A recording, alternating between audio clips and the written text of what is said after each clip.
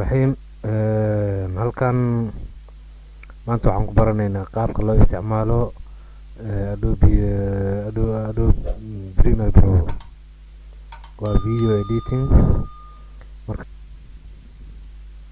waa kana marka uu soo kacay haddii project oo hore kugu soo haduu jiro waad furaysaa, haddii kale new project aad leedahay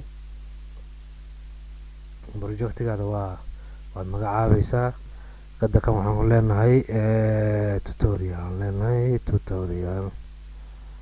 tutorial ama waxba barasho micnaha Soomaaliga nooran barasho ayaa tiri.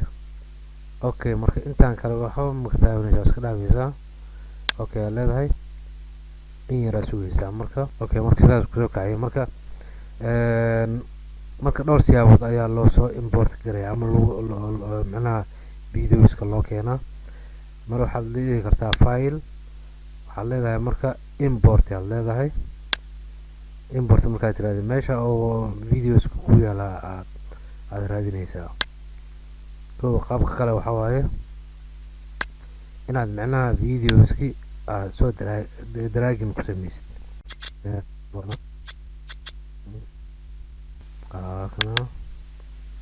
kanoo kale dragging ku sameynay halkan markii meeshaas marka copy plus markuu noqdo ayaa sii deynaysaa. marka automatic ahaan import ku sameynaya. marka import uu sameeyay marka meesha si aan timeline ka soo dhigno oo dragging ku sameynay haddana halkaas soo dhigaysaa in yar sugaysaa. waa kaas uu soo dhigay.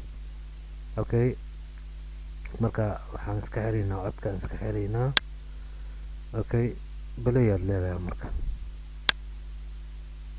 hadda meeshaan waa jaalle, laakiin waxaa la rabaa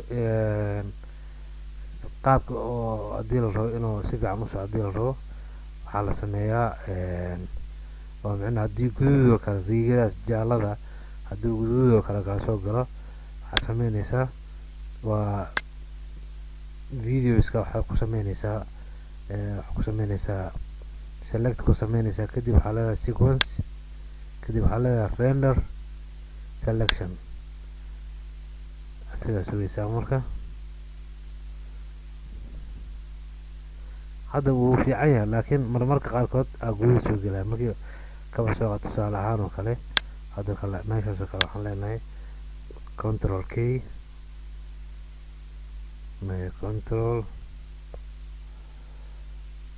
k waa jarnay.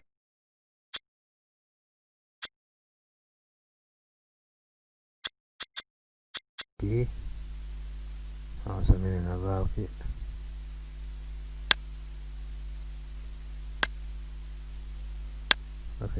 keyframe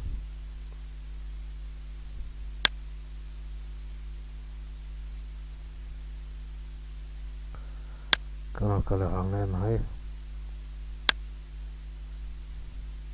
unlink intana unlink codka iyo wax kala reebeynaa, codka iyo videoskan kala reebeynaa. unlink kanne marka meeshaan waxaan rabnaa marka inaan keyframe aan sameyno. guduudkii hadda soo galay marka si fiican muu shaqeynayo meeshaas kale. marka meeshaas kale ay tahay waxaad leedahay marka sequence render selection aad leedahay.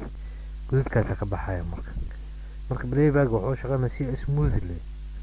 hadda waa kaasa meeshan jaallo waaye, kana guduud waaye, kana cagaar waaye.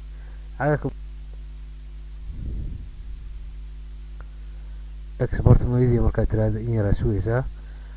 meeshaan formatka tan ugu fiican waaye. marka waxaad leedahay file, waxaad leedahay export media aad leedahay marka h264 macnaha dhibic 264 waa quality inta waa furaysaa lagarkeeda.